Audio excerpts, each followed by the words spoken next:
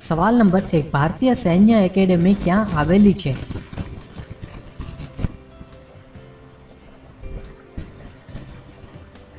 જવાબ છે દહેરાદૂનમાં. સવાલ નંબર 2, બકરીના મોઢામાં કુલ કેટલા દાંત હોય છે?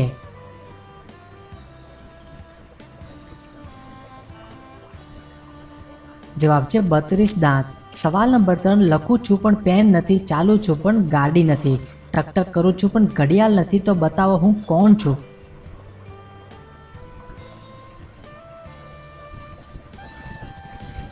જવાબ છે ટાઈપ રાઇટર. સવાલ નંબર 4, એક વ્યક્તિ ખાધા પીધા વગર કેટલા દિવસ રહી શકે છે?